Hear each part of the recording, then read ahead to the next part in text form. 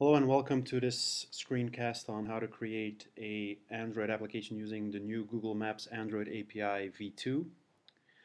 So for this screencast we will be using the Eclipse Android Developers Tools plugin where we will be creating our application in. So we will start by creating a new Android application project. We'll call it the Google Maps Skeleton project. The minimum required SDK will be set to API level 11, Honeycomb, to begin with. And this is because this is the first API level that introduced Fragment. So from API level 11 and onwards, we have native Fragment support. And later on in the screencast, I will show you how to modify the application so that it also works on lower level SDK levels. So we'll keep the defaults for the Android project here until we hit the finish button. And our project will be created in the Android Developer Tools. The new Google Maps API for Android v2 has a big dependency on Google Play Services. So Google Play Services is basically a way for Google to bring new features to the Android platform, to existing Android platforms such as Google Maps, Google Plus, location APIs, and many, many more. It allows Google to add additional functionality to existing Android platforms, so they can basically roll out new APIs, new features on existing Android platforms, going back up until Froyo.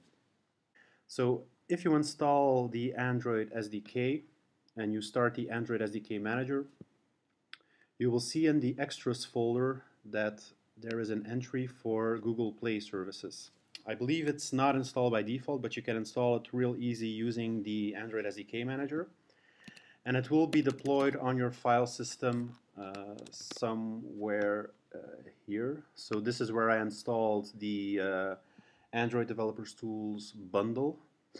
The SDK is also installed there, and under Extras, Google Play Services, we have the Google Play Services distribution, including documentation, the library project, and some sample apps.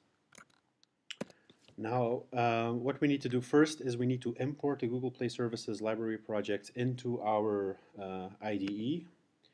So I will do an import of existing Android code into the workspace.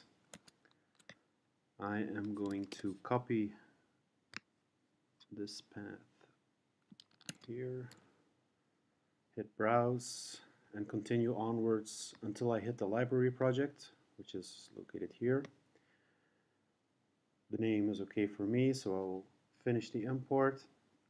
And as you can see, the Google Play Services library project has now been installed, and I can create a reference to it from my skeleton project by loading up the project properties, clicking on Android, looking down here at the library section, and adding Google Play Services as a library.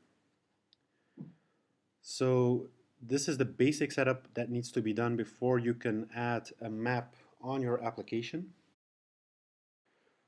So in this section, I'm going to show you how you can create an API key for the Google Maps Android API v2 for your Android application.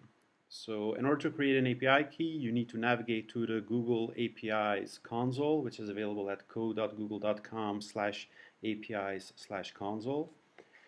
And I'm going to start by creating a new project for our application.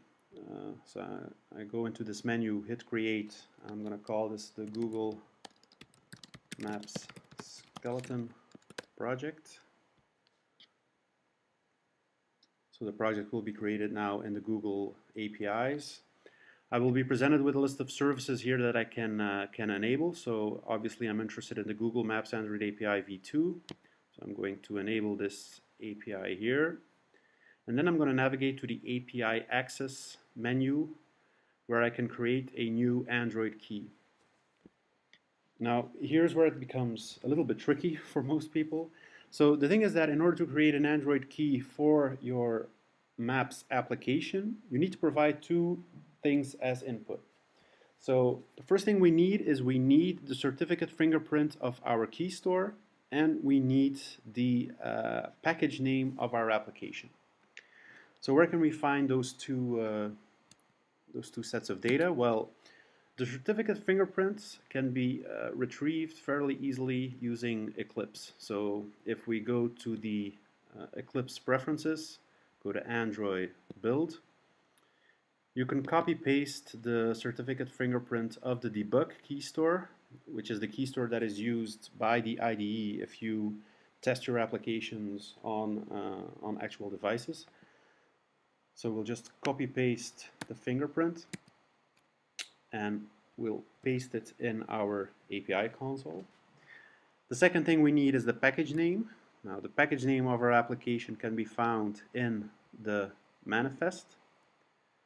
So if you take a look at the manifest here, you should have a package name. So I'm just going to copy this. I'm going to separate the fingerprint and the package name with the semicolon. And I'm going to hit create. You should get a notification here that the Android key was created successfully. And you will find the API key in this window here. So now that we've retrieved an API key from the API console, we'll need to add it to our manifest. So the API key is put underneath the application tag in our Android manifest, and we're using this metadata Android name called com.google.android.maps.v2.api key. The value being the API key, which is shown here in the API console.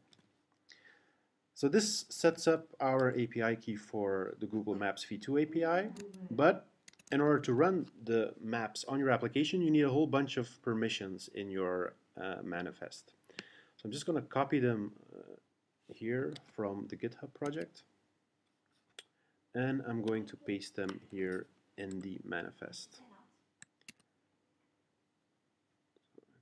Remove this. So we have a couple of Google Maps related permissions. We have network connectivity based permissions. We have permissions to access Google based web services, external storage for caching, the map tiles, and some location based permissions. So once all of these are added to the manifest together with the API key, you're basically good to go. I'm just going to show you this picture where you can see the references between the Google API console, the certificate fingerprint, the application package, and the API key.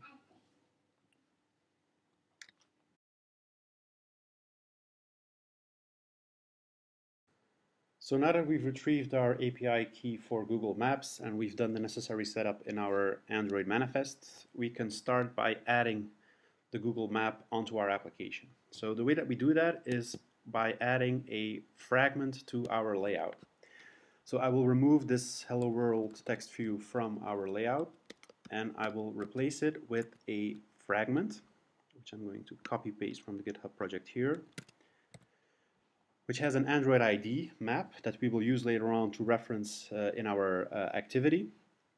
And more importantly, it has a name, which is com.google.android.gms.maps.map fragment.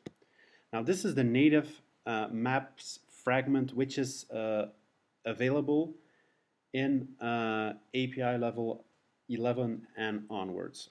So this is kind of the native map fragment, which doesn't use the support library that you can use on those API levels.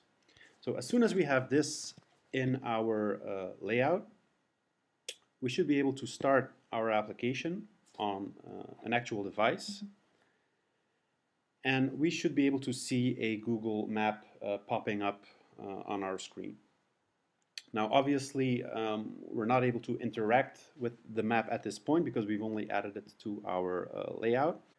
So in order to interact with our Google map, we need to access it from our activity. So the way that we're able to access the Google map component in our activity is by first loading up the fragment which is hosting the map component. So as we're using API level 11, we can call the fragment manager component, giving us a find by fragment ID method, where we will just pass in the ID of our fragment, which is called map.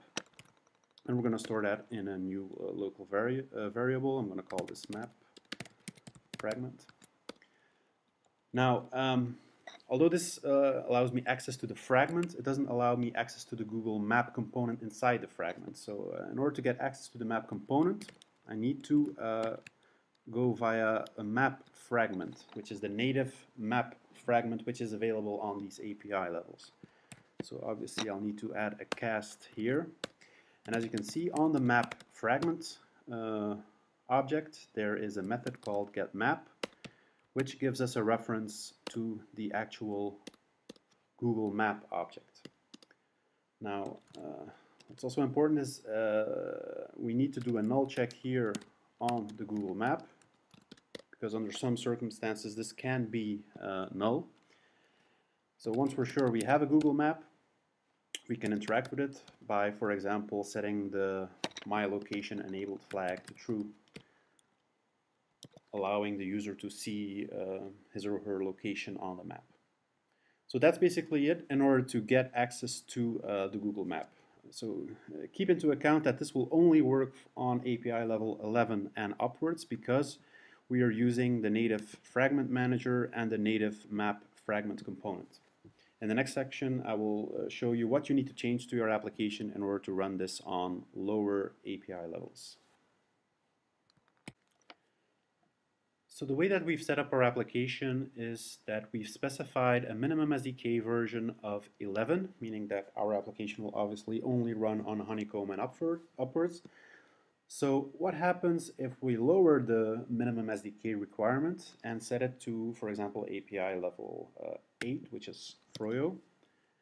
And let's see what we'll need to do in our application to make this run. Now, as you can see, there is immediately an issue that we see in our activity. So we get a warning here saying that, oh, we cannot use the fragment manager because that call requires API level 11, and we're currently setting the minimum SDK level on 8. So we cannot use the fragment manager. Now, through the support library, we can call the fragment manager in a different way using the support fragment manager. Now, the way that we do that is we also need to call this from our activity, but we'll need to change our base activity class by not using activity directly, but using fragment activity. So once we have the fragment activity in place, we can call support fragment manager. Now, we still have an error here that we cannot cast this fragment being returned from the support fragment manager to map fragment. So just as there's a support library equivalent of the fragment manager, there's also a support map fragment available that we can use to target lower level APIs.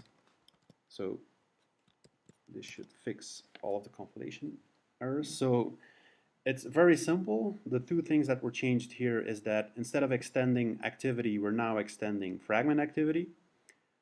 And instead of using the fragment manager, we use the support fragment manager, which returns us a support map fragment instead of an actual map fragment. Everything else remains the same. The only thing that we still need to change is in our layout. So as you can see, we have the fragment here, our map fragment. This still points to the native map fragment, so this will need to change to the support map fragment. So with these changes done to your application, through the help of the support library and also Google Play Services, you are now able to run the exact same applications on lower API levels.